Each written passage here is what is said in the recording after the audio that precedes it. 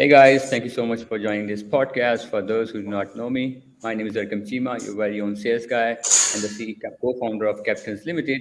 And today's podcast is all about how Abdullah flipped his $10 domain into a $250,000 business.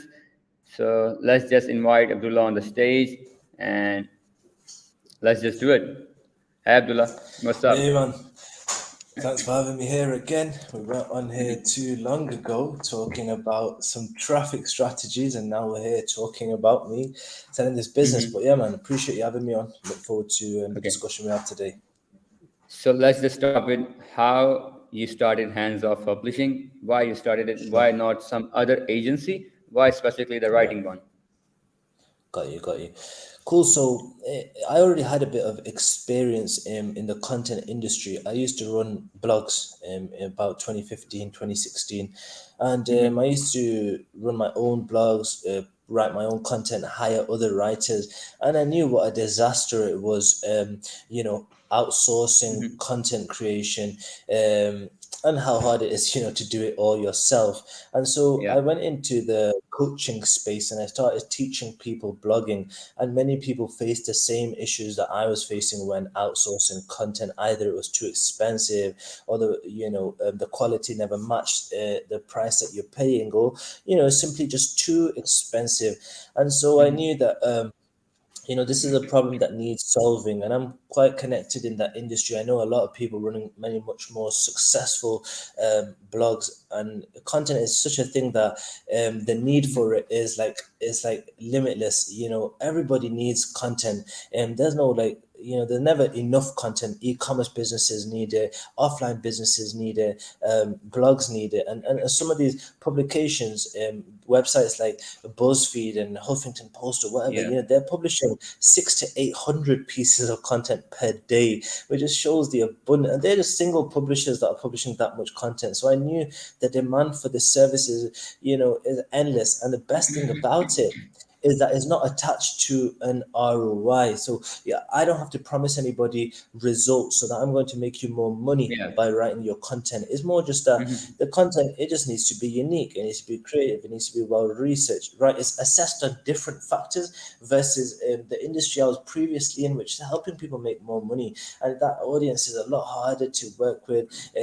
Is all tied to getting results and instant, wins. Whereas with content, Mm-hmm. people buying content understand that when you publish content, you're not going to see results straight away. It's such a game that it takes time. You have to play the long game. So anybody Mm-hmm. buying Yeah. content is aware of the process, how long it takes, etc. So I knew that this is something I can Mm-hmm. capitalize on. This is something I have experience on. This is a problem I knew I could solve. Mm-hmm. And so that's how the idea of hands-on publishing was actually born overnight. I was sat there one night and I thought, Mm-hmm. recently a lot of people in that time of the year had told me they're having issues with content creation and outsourcing, or they've Mm-hmm. been to companies like iWrite and had a terrible Mm-hmm. experience. And so I put an idea out there on my Facebook. I made a post and I said, hey, who'd be interested if there was a content solution that's affordable, more affordable than the rest, but actually gives you kind of what you're looking for, and a service that will go the extra mile, that won't just do your writing, but it will do your research, your writing, your images, and Yeah. upload to your website. Take the entire process hands off. And so when I Mm-hmm. mentioned the idea on my Facebook, a lot of people were quite intrigued and interested.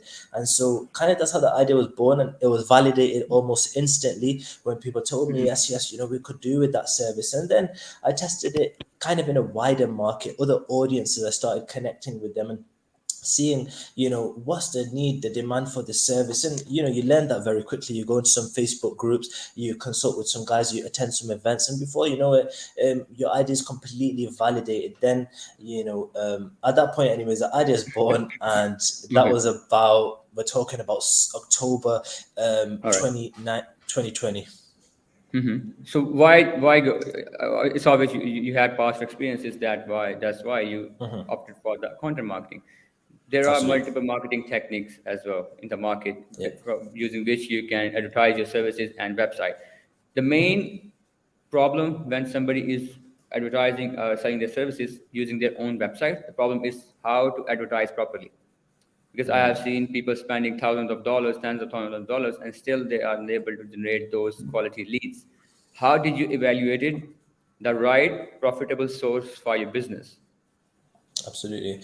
So I just had an epiphany one night in December 2020, right? And I thought to myself, hey, I was browsing some content on some of the bloggers that I follow within the content marketing space, right?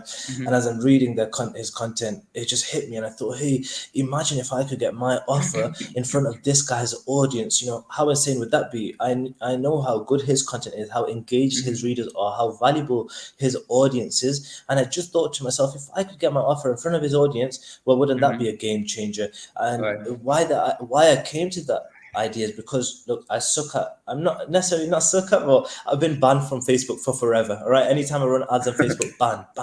Yeah. Yeah. Google ads, no experience, right? So I thought, let's test something different. Let's do something against the grain, something that people aren't kind of normally talking about. So I literally just sent that guy an email, that blogger, right? And I said, hey, do you sell any advertising? Is there any way, I've got like this content writing service, is there any way I could get it in front of your audience? And he said, yeah, you can buy an ad on my newsletter, right? So at that time, I was as new to this idea as anyone else is, right? I literally just uncovered it that month. I hadn't tested this before, and so this is how it went. He said, "Yeah, you know, we sell newsletters. You can buy it for 500. No, at the time, sorry, $250, $250." So I said, All cool, right. $250 is not a huge risk, and if that can get my offer in front of his audience, everyone already knows the value of email newsletters, and his open rate and click-through rate was very high. We're talking 25-30% click-through rate on All like right. 16,000 subs. So to me, I know the numbers, and I know that means it's hard, and it's US-based audience. We could do some damage here. So I said, cool, let's run that. I sent him my ad copy. It was about 100 words long, direct to my sales page, right? And Okay. that ad went out in the January of 21. And so in that month, in the end, I ran two ads with him, $500. And the first month of doing business, we generated 11.8K. So that validated that From that, approach from the from 250. 500. Yeah, from No. basically from $500 in total, we got 11.8K revenue. That's in a Yeah. service-based business. It's not in for That's no insane. big claims. Yeah. And so Insane. that's kind of, yeah, how I stepped onto that Yeah, approach. yeah. Because if you're spending the similar amount on Facebook or Google, you might maybe see barely like 2x or 3x or ROX max. So Absolutely. And the other thing is, with the paid ad networks, you have to spend time discovering your audience. You have to spend time building yeah, your a lot of pixel. testing. And time is something I didn't have. I wanted to get my business off the ground ASAP.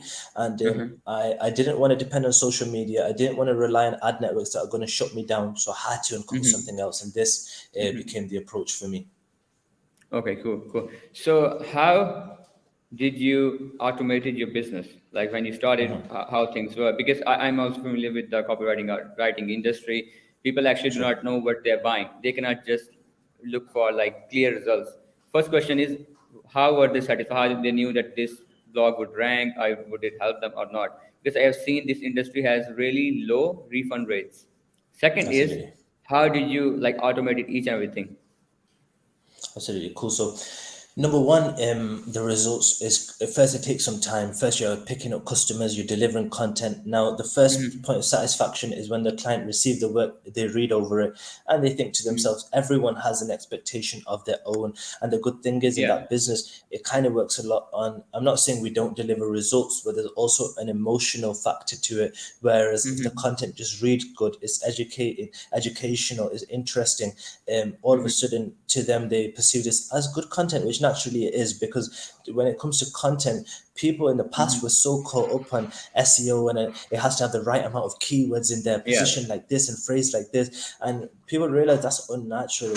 It doesn't read well. So once you actually just deliver some content, read well, is educational, is not stuffed with keywords, all of a sudden they have that satisfaction. But then the next part comes in, where 3 to 6 months later we've been doing business, we're serving clients. Now the results started coming in. People are, they're ranking some of the content. You know, They're going on the analytics or the search console, and they can see that our content that we gave them within 3 to 6 months, is making its way up to page one. And when that's coming in, I'm sending out emails to the newsletter, and I'm saying, hey, if anyone's gotten any results with our service, or if you've been satisfied with our service, please send over a testimonial, and in return, we're going to offer you maybe a 20% discount, or we would make certain deals at the time. And Yeah. then we started obtaining our testimonials, and that's the validation for customers. Now they're seeing that all right, these guys get results and they deliver content that reads well. Hey, that's just all we need. And so that's that part. And like I said, most clients already know that they're not going to buy content today, publish it tomorrow, and get results the next day. It doesn't work that way. Yeah. So it's more that the clients you're serving, they like our clients anyways, they already had a good expectation and understanding of what they're looking for, and that's why they were able to spend so much money with us, because these are pretty high level clients. They're not like newbies, they're not beginners. We didn't go after that market. We're kind of going after people that are already experienced, that are already in this industry, right? So I All hope right. that makes sense. And Yeah, yeah, number two, absolutely, like you, absolutely. sure. So let me just And you, yeah, focus on the point of the testimonials. So I have seen like majority sure, of the audience is like all about services agencies. So when yeah, specifically when you're working in the industry where you have to generate results or revenue for your clientage, make sure you have tons of testimonial on your social media or your website. Testimony, you might have seen those coaches and gurus. What they do nowadays is they just keep on posting testimonials each and every day. So what those the testimonials actually do, they take your trust. You automatically believe that if this guy did this, maybe that same guy can do this for me as well. Okay, so try to add like a absolutely. consistent or a good amount of testimonials on your website as well as your social media, and try to make sure those testimonials are actually worth it, not just something like you made some client $100. Make sure the numbers are in thousands, so it Absolutely. creates more credibility. Now moving forward to the second question. Yeah, I just want to quickly add something to that. Many people, they're always concerned, like, how do I launch my business without testimonials? I've got no testimonials, so how am I going to Yeah. get my offer out there? Here's the thing: when we started, we had no testimonials. All I've done is I've gone to Facebook, all right? I've gone to an audience where such people are, and I've said, hey, I'm launching this new service, and I want to beta test it, right? I want to get some reviews through the door. So we are giving away our service for 50% of the price. We literally made a loss on the first bit of service that we delivered, right? Turning a loss, but in exchange for reviews. One is helping us validate our service, understand if we're delivering a good service. And secondly, if the person is happy, we're getting a testimonial. And then we Yeah. use that testimonial, we use those reviews to then launch our service. Cool. So that's out of the way. Now, number two is the automation. Yeah. Automation, it didn't come straight away, right? For I would even say the first 12 months of the business, I spent a lot of time in the business, right? Working in it every single day and taking so many calls. And I mean, I probably could have cut the curve. Like I could have maybe automated it a lot sooner, but then you have the problem of Quality. when we always think we can't hand over our own tasks, and you think, damn man, this is my business, and if I give it to somebody else, they're not going to run it the same way. But that's Yeah. Yeah. because is you don't need to outsource everything, right? I only need to outsource. See, the thing that was taking up so much of my time were things like customer communication, right? Communicating with clients and updating them and handling any odd queries, or sometimes something technical comes up, and that can end up taking a lot of time with back and forth and Yeah. hopping a call. All I needed Yeah. to do, and what I did do in the end, was I employed a manager, right? A manager Okay. that would take care of all of that. He would be in charge of all clients, and he would see he would make sure every single day we had a rule that every single day all the client cards, they should not a single one should say unanswered. So making sure that every single day every single client has been reached, there's no pending queries. So step one, that literally cut out about, I think I would say at least like 3 hours of my day was like saved, on Yeah. communication, that it only cost me if $500 to put this manager into place. Another So, thing he so did if, for sorry for us, cutting you. Sorry for sure. cutting you out. When it comes to customer support, I have noticed that when you're hiring a foreign agency, the main hurdle you face is that if you want any response or if you want any changes from them, they give you a huge time. Like the turnaround time is 48 hours, 62 hours, something like that. So if you are overcoming that problem, if you are providing like instant customer services, the client's gonna love you because they know that you Absolutely. you care about their business. You want them to like make those changes immediately. And when it comes to those businesses which actually generate revenue for them, And if you are making instant changes, they would actually love you, and the return rate would be insane. Yeah, absolutely, and that's exactly what we seen. Like just based on customer service, just by being present and by responding on time, all of a sudden you position yourself as a superior service to the Yeah, competition. It just through that one factor, customer service, right? So, yeah. so that was one thing, and then the other automation was managing the team themselves, making sure that tasks are done on time, making sure that work is assigned. See, that's another job I used to have. When we would get orders, I would assign the work to team members, to writers. And it was Okay. so stupid of me, is because I had no trust in handing over this task. Because one time I employed someone, I asked them, to do this, and I didn't give them time to adjust. I didn't give them time to learn the job. So in a week or two, they start working on it, they're doing it wrong, they're delaying jobs. I start panicking, I got rid of that person. And so that was a mistake on my part, because the next time around I approached this, when I employed this manager who handles our customer communications, I actually gave him more time, and I said, cool, take your time. And I just watched what he was doing. I'd monitor his work, make sure he makes no Okay. mistakes. And before you know it, within 30 days, he was even handling assigning. That's like 4 or 5 hours of my day free now. Yeah. I was barely looking at operations. And then there's obviously other things in terms of automation, but some things are like hiring writers. That's the core of our business, so that's a subject in itself. But the main automation, as in taking my load off, taking me out the business, was all it was all made possible by me hiring a manager and kind of just offloading my tasks to him one by one and training him on it and giving him the time to learn and adjust. We always assume Okay. that we should hire them and immediately they should understand, but it doesn't Yeah, it work doesn't that work way. like that. It's Yeah. Yeah. absolutely, so that's So it. there's a question from Hassan regarding the testimonials. Should it be in the picture form or text? So should I answer? Yeah. Absolutely, hit So it up. yeah. So if you want to generate strong authority, it must be in a video form. No picture, no text. Go for the video. Because maybe nobody would even watch those videos. But even let alone those videos are sitting there idle, people would still trust you, because nobody 100%. just for no one reason give you a create a video for you. So you have to make sure you do that. And Abdullah discussed a point that initially he sold his services for 50% less. Majority of I have seen, like, the what agency owners does, they start panicking that they want to sell their services for 50% off. It will ruin their brand image and all those sort of stuff. So let's just consider this loss as a delayed gratification, because if your service is like returning service, though, if you offer them like quality service, those same guys gonna come back, right? At the same time, they're also giving you a good review. Their review is worth a lot more than your 50%. Okay, so try to, like, consider it just as an acquisition cost for the future clients. That's it. So yeah. Absolutely. So apart from this, did you try other channels as well for lead generation and all those sort of stuff? Did you try that, or how it went? Yeah, I didn't test anything once. It's like they say, why try fix something that's not broken, right? It was working extremely well for us. I've never in my Okay. life in business seen returns like, what I did with this email method.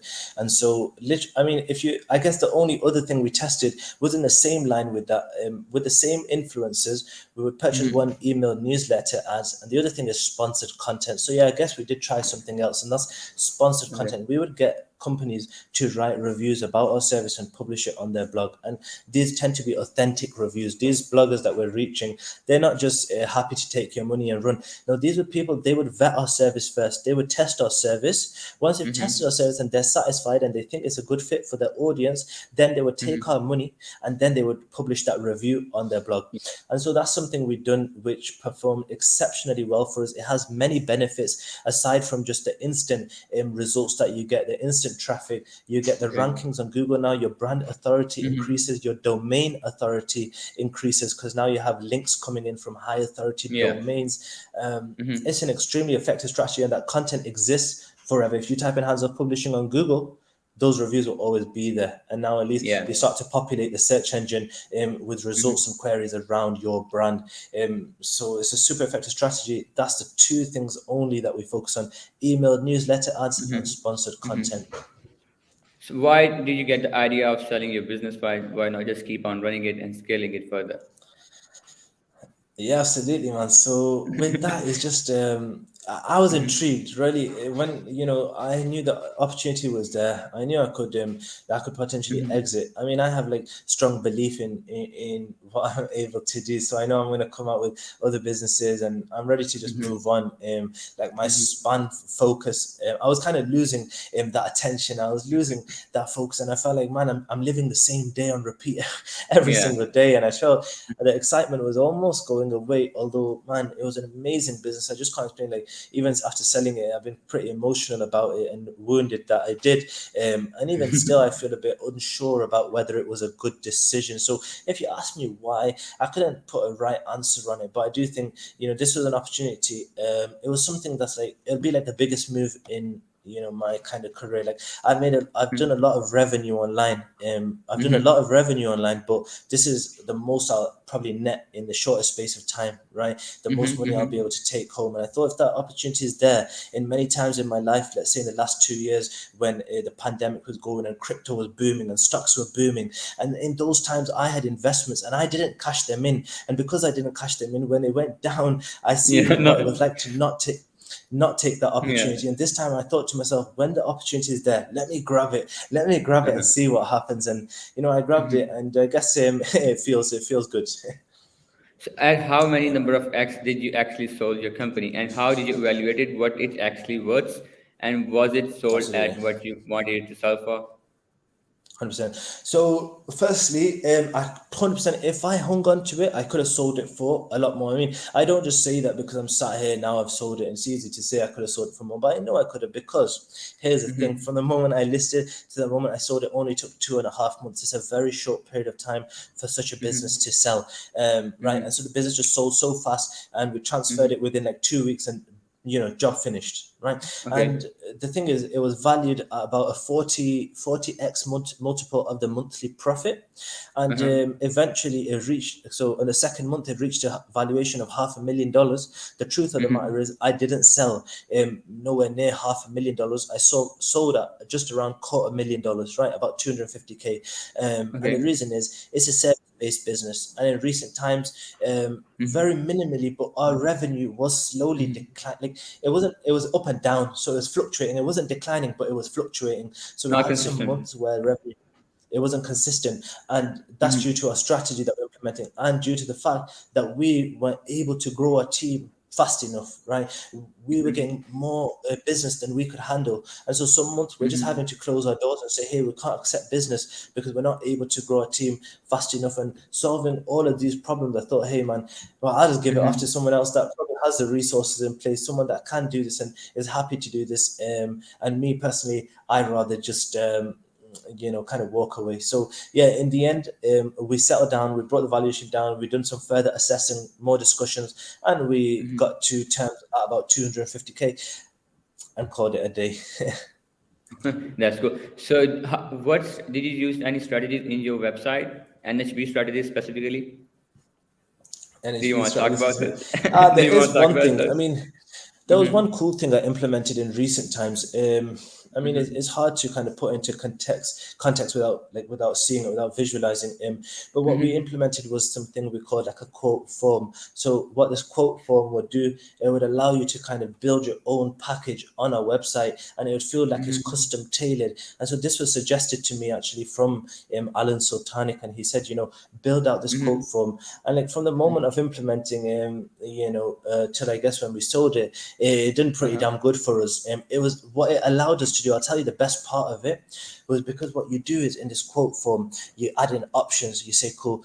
Option one is like basic level, then a medium Yeah. level, and then a premium. You say, I want the best content that money can buy. I'm happy to pay the most money. And the funny thing is, by not having that option available, that opportunity is out the door anyways. By making that Yeah. option available, hey, even if one or two people take it, man, we were getting customers that were paying us double, triple what we're used to charging. And you can imagine Mm-hmm. the net profit on that. You go from 30% margins to like 80% margins. And that's Yeah. something he helped me implement. I put that in, and it did pretty good for us.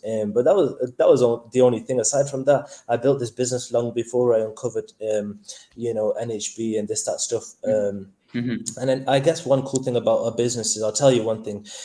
What we did when we started out straight away is we made, and some people might say this is not the best approach, but what we did is we packaged all of our services and we made them into Mm-hmm. packages, into products that you can buy immediately. We didn't say, Mm-hmm. oh, you have to book a call with us so we can, a discovery call. Hey, people are coming to our website from these email ads. They're seeing a Mm-hmm. $2,000 offer and they're buying it straight away, because at $2,000 there's not too much friction. I think it's like after 5K and above, it gets a bit, that's when you probably got to bring some calls into it, maybe some webinars and stuff. Mm-hmm. But at this point, they're not watching a video of me. They don't know who I am. They're not getting on a call with our team, and they're spending 2K. So that made a huge difference for us, having packages up front rather than saying, Mm-hmm. oh, everything's custom tailored. You have to get on a call.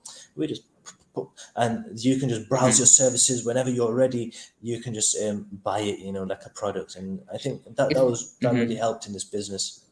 It's like Hub's model. If you're increasing your steps towards the conversions, your overall conversions would actually drop. So you are reducing those steps, Absolutely. even though you might be losing some sales, but at the same time, you are getting all those sales automatically instead of just individually getting on a call with each and every client, right? Absolutely, man. 100%. That's Okay. exactly how it is. And Mhm. I see a question come in. Yeah. What are the criteria when we are working on other businesses rather than content writing? Like if we are providing software solutions, so which type of bloggers would be our top choice? Yeah, absolutely. It just depends, like, which industry you're in. You just need to go to blogs where you would see your audience consumer content. Like, go to bloggers that serve your target audience. That's the simplest way to put it. If you're Mm-hmm. selling a software, there's a software on social proof, like I think it's called Proof. I think the name might have changed now. But anyways, like a social proof software, right? Who are you going to go to? You're going to go to marketing blogs. You're going to go to conversion up CRO blogs. Yeah, yeah. You're going to go there, right? And so you just kind of have to identify who is serving your target audience. And believe me, in any niche, in any industry, there'll be at least 100 top blogs, 100 top websites that will be Yeah. serving your target audience. But here's the thing, here's a hack that you need to know about when it comes to that traffic strategy. You want to do Mm-hmm. your best to find personal bloggers. You're not trying to go after big brands. You're not trying to go after companies with like hundreds of writers and guest posting. You're not trying to go after Mm-hmm. brands. You're trying to go after like personal bloggers, like individuals like me and you, who are writing content, talking about our journey. And we built our own personal blog, like we're coaching and we're teaching. These are the best audiences to go after. And I'll tell you Mm-hmm. something to add to that. So, for example, recently we ran a campaign with Search Engine Journal. Many people know Search Engine Mm-hmm. Journal. They got over a Yeah. million page views per month. Huge brand, right? We ran a campaign Mm-hmm. with them. It cost us 3K to publish an article, and the results were cool. We got a lot of impressions. Yes, we got a lot of impressions, but Mm-hmm. because the audience, is so premium and it's so kind of what's the word? It's not so filtered, you could say. It's so all over the place. Yeah. People are talking, and we're talking so much traffic. You don't know what you're getting, and it's not that focused. But anyways, the return on that campaign was like we just a bit like over broke even. We turned a bit of a profit. At the same Mm-hmm. time, we ran a $4,000 campaign, a sponsored article last year with a personal blog that cost us a bit more, $4,000 actually. Would you believe that $4,000 turned into $60,000 plus revenue in 60 days? So you can see the Mm-hmm. difference. That blog only gets they get Yeah. about 100K page views per month. Other guys get a Mm-hmm. million, but personal blogs convert way It's better about than it's about quality. So absolutely, when man. you It's just all when about you that when quality. yeah when you are shortlisting your bloggers, make sure these are those bloggers who do not like advertise oftenly. If like similar to other Instagram models, if they are posting or giving shout outs each and every day, like 3 times a day, 4 times a day, nobody's gonna trust them because it's people. Everybody knows that it's common for them. Let's say if Kim Kardashian or Kylie Jenner is giving a shout out to some product, people would actually buy those products because they know that these guys won't easily give shout out to any brand. So go for Clear. those individuals who have like strong authority, trust towards their audience. Otherwise, people would think that this guy is just doing it for money and they don't want or they do not need this product and it's just a paid promotion. 100%. Okay. 100%. So what if our services are related to designing, no expertise in the content writing field? Yeah, I'm not fully understanding this question, but I suppose if you're Let's saying you're say doing maybe let's say just funnel designs. let's say just change, we are changing our Webs, yeah. niche. We are not selling content writing services. Okay, we are selling other like I guess it's a similar question. So if you are selling going for designing services, first of all go with niching down. Which designs do you actually want to sell?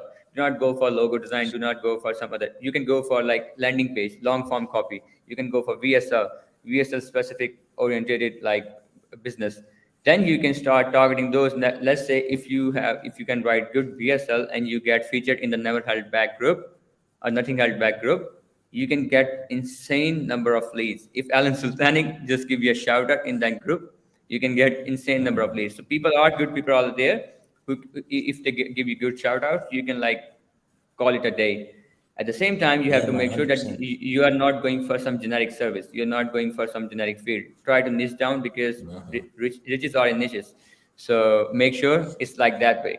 So I guess this is it, Abdullah. If you have any other advices or anything else to share, do do spit it out. Man, all I've got to say is, look, just keep it stupid simple, right? I here's the funny thing about my business. We didn't even have a lead gen process in place. By the time we sold the business, I only had an email list of our customers. We didn't have a single lead that we emailed. Like, we weren't doing no lead gen. We were only doing customer acquisition, right? The only thing we Yeah. were acquiring on our active campaign were customers, and that's how simple we kept it. Everything that people say you should be doing, I guess we didn't do, and still, in 16 months, we had epic success. And I feel like, when Yeah. I look back, I feel like I did everything wrong, but in fact we did everything as right as it could be. And once you find the one offer, the one traffic, the one vertical, the one that's working, just focus on one. Like, the power of one is so much better. People like, oh, I want to do YouTube ads, I want to do Google, I want to do solo ads. you, Yeah. you can't do it all. And Yeah. especially with most people watching this, and people like ourselves,